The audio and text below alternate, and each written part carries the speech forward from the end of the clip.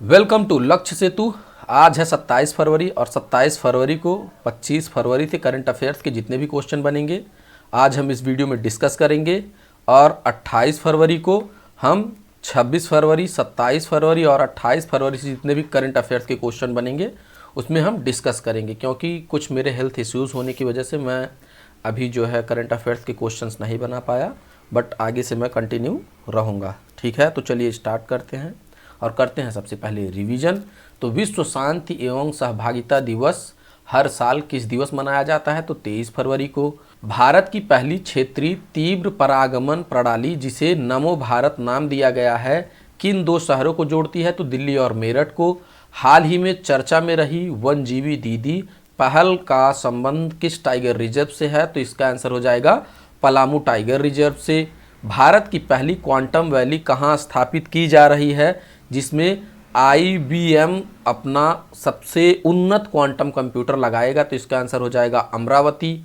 और हाल ही में गृह मंत्रालय द्वारा शुरू की गई नई राष्ट्रीय आतंकवाद विरोधी नीति का नाम क्या है? तो इसका आंसर हो जाएगा प्रहार। कौन सा देश AI शिखर सम्मेलन 2027 की मेजबानी करेगा? तो स्विट्जरलैंड। और हाल ही में रॉब जेटन किस देश के अब तक के सबसे युवा और पहले समलैंगिक प्रधानमंत्री के रूप में शपथ लेने जा रहे हैं? तो इसका आंसर हो जाएगा नीदरलैंड्स। हाल ही में किस मणिपुरी फिल्म ने 2026 के बाफ्टा पुरस्कारों में सर्वश्रेष्ठ बाल एवं पारिवारिक फिल्म का पुरस्कार जीतकर इतिहास रचा है?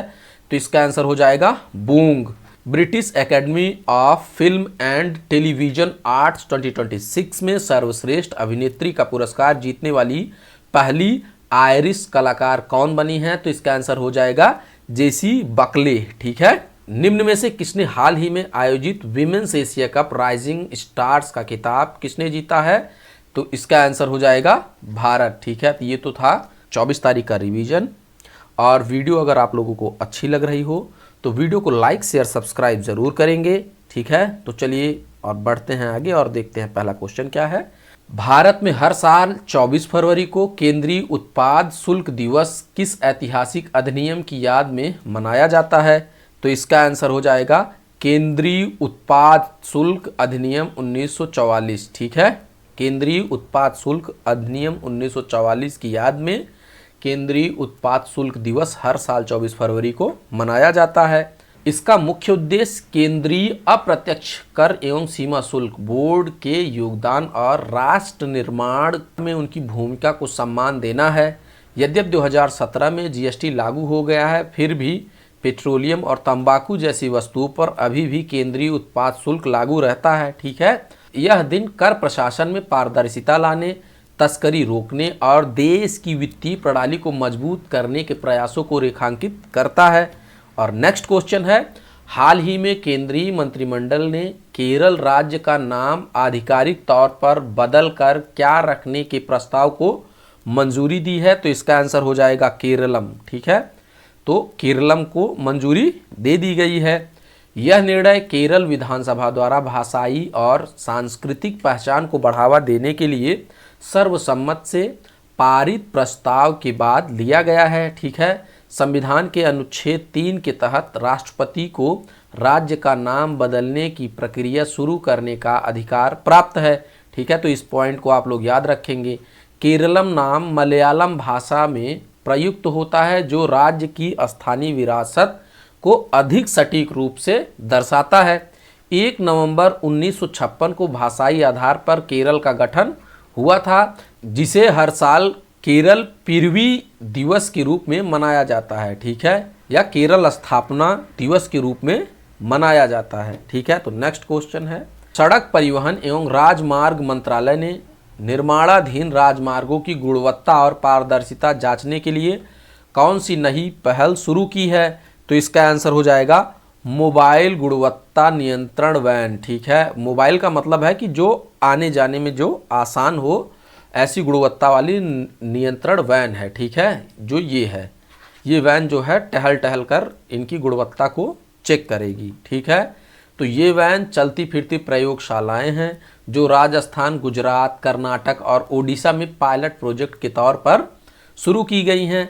इनमें अल्ट्रासोनिक पल्स वेलोसिटी मीटर और रिबाउंड हैमर जैसे गैर विनाशकारी परीक्षण उपकरण लगे हैं जो सड़क को बिना नुकसान पहुंचाए उसकी मजबूती जांचते हैं।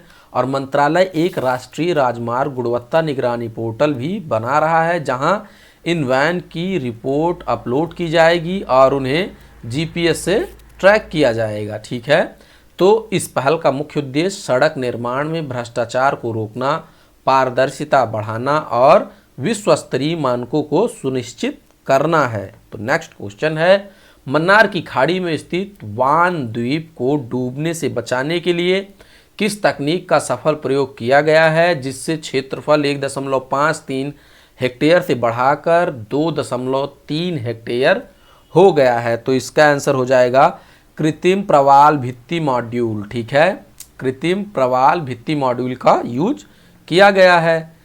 1969 से 2015 के बीच यह द्वीप क्षरण और समुद्र स्तर बढ़ने के कारण 92% तक सिकुड़ गया था, जिसे बचाने के लिए 10,600 कृत्रिम मॉड्यूल स्थापित किए गए हैं। ठीक है, इन मॉड्यूल ने लहरों की ऊर्जा को कम किया और तलछट को जमा होने में मदद की, जिससे द्वीप का प्राकृतिक विस्तार हुआ। इस परियोजना से पारिस्थितिक लाभ के साथ साथ मछली के घनत्व में 8 गुना वृद्धि हुई है, जो स्थानीय मछुआरों के लिए आर्थिक रूप से फायदेमंद है। ठीक है, वान द्वीप का सफल मॉडल अब मन्नार की खाड़ी के अन्य डूबते द्वीपों जैसे करियाचल्ली द्वीप को बचाने के लिए एक ब्लूप्रिंट के रूप में इस्तेमाल किया जा रहा है। नेक्स्ट क्वेश्चन है, नरेंद्र मोदी किस संस्था को संबोधित करने वाले पहले प्रधानमंत्री बनेंगे? तो इसका आंसर हो जाएगा इजरायल की संसद को संबोधित करने वाले नरेंद्र मोदी पहले प्रधानमंत्री बनेंगे। नेक्स्ट क्वेश्चन है, बीवीआर सुब्रमण्यम का कार्यकाल पूरा होने के बाद फरवरी 2026 में नीति आयोग के मुख्य कार्यकारी अधिकारी यानी सीईओ का अतिरिक्त प्रभार किसे सौंपा गया है? तो इसका आंसर हो जाएगा निधि छिब्बर को। ठीक है, निधि छिब्बर मैम को यह कार्यभार सौंपा गया है।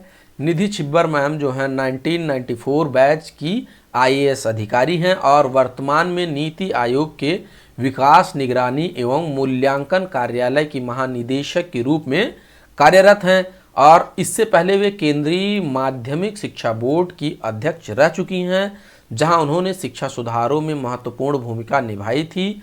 और नीति आयोग की स्थापना जो है 1 जनवरी 2015 को योजना आयोग के स्थान पर थिंक टैंक के रूप में की गई थी और आयोग का अध्यक्ष प्रधानमंत्री होता है, जबकि सीईओ इसके कार्यकारी संचालन का नेतृत्व करता है और सहकारी संघवाद को बढ़ावा देता है। तो नेक्स्ट क्वेश्चन है, दिल्ली ओपन 2026 के पुरुष एकल फाइनल में अपना पहला एटीपी चैलेंज टूर खिताब जीतने वाले स्टेफानोस सकेलारिडिस किस देश के खिलाड़ी हैं? तो इसका आंसर हो जाएगा ग्रीस के। ठीक है, ये जो हैं ग्रीस के खिलाड़ी हैं। 21 वर्षीय स्टेफानोस सकेलारिडिस ने फाइनल में ब्रिटिश के ओलिवर क्रॉफर्ड को 3 सेटों से कड़े मुकाबले में हराया है और युगल वर्ग में भारत के सिद्धांत बंथिया और बुल्गारिया के अलेक्जेंडर डोस्की की जोड़ी विजेता बनी। ठीक है, और Delhi open ATP challenge tour का हिस्सा है जो उभरते खिलाड़ियों को वैश्विक रैंकिंग और अंक सुधारने में मदद करता है। दिल्ली ओपन के इतिहास में सोमदेव देववर्मन एकमात्र भारतीय खिलाड़ी हैं जिन्होंने 2 बार एकल खिताब जीता है। नेक्स्ट क्वेश्चन है, हाल ही में फोन पे ने उपयोगकर्ताओं के लिए डिजिटल भुगतान को आसान बनाने हेतु माइक्रोसॉफ्ट फाउंड्री पर आधारित कौन सी नई सुविधा लॉन्च की है? तो इसका आंसर हो जाएगा एआई संचालित प्राकृतिक भाषा की खोज। ठीक है, तो इसका आंसर हो जाएगा एआई संचालित प्राकृतिक भाषा की खोज। यह सुविधा उपयोगकर्ताओं को सरल वॉइस या टेक्स्ट कमांड जैसे फास्टैग रिचार्ज करें के जरिए ऐप में नेविगेट करने और भुगतान करने की अनुमति देती है और यह तकनीकी माइक्रोसॉफ्ट फाउंड्री द्वारा संचालित है जो हाइब्रिड एआई मॉडल का उपयोग करके गोपनीयता और डेटा सुरक्षा सुनिश्चित करती है। इसका उद्देश्य पारंपरिक मेनू आधारित नेविगेशन को खत्म कर इरादे आधारित संवादात्मक इंटरैक्शन की ओर बढ़ना है। ठीक है, तो फोन पे के 65 करोड़ से अधिक पंजीकृत उपयोगकर्ता अब बिना मैन्युअल ब्राउजिंग के सीधे बोलकर या टाइप करके अपना लेन देन ट्रैक कर सकेंगे। तो नेक्स्ट क्वेश्चन है, निम्न में से किसके द्वारा Atal Bihari Vajpayee the eternal statesman नामक किताब लिखी गई है?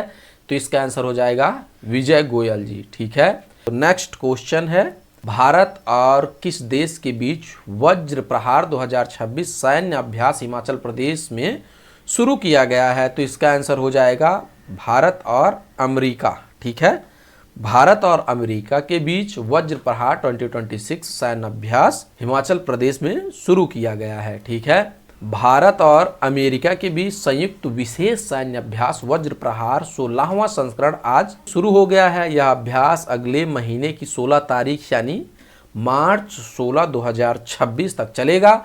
इस अभ्यास का उद्देश्य अंतर संचालन संयुक्तता और विशेष अभियान रणनीतियों के आदान प्रदान में सुधार करके दोनों देशों के बीच सैन्य सहयोग को बढ़ाना है। तो नेक्स्ट क्वेश्चन है, निम्न में से किस राज्य में गरीब परिवारों के लिए मेरी रसोई योजना शुरू की गई है? तो इसका आंसर हो जाएगा पंजाब। ठीक है, पंजाब सरकार ने मेरी रसोई योजना के तहत अप्रैल से 40 लाख परिवारों को तिमाही मुफ्त फूड किट देने की घोषणा की है। किट में दाल, चीनी, नमक, हल्दी और सरसों का तेल शामिल होगा। यह किट एनएफएसए के गेहूं से अलग होगी और गरीब व दलित परिवारों को विशेष लाभ मिलेगा। नेक्स्ट क्वेश्चन है, जो कि आज का क्वेश्चन है, किस देश को सुबह की शांति की भूमि के रूप में जाना जाता है? तो इसका आंसर आप लोग हमें कमेंट बॉक्स में देंगे। अगर वीडियो आप लोगों को अच्छी लग रही हो तो वीडियो को लाइक शेयर सब्सक्राइब जरूर करेंगे। ठीक है, और चलिए देखते हैं कल का क्वेश्चन। उदयपुर की किस झील को रत्न के रूप में जाना जाता है? तो इसका आंसर हो जाएगा पिछोला झील। ठीक है, पिछोला झील को उदयपुर के रत्न झील के रूप में जाना जाता है और डिस्क्रिप्शन आप लोग पढ़ लेंगे। Thanks for watching, please subscribe.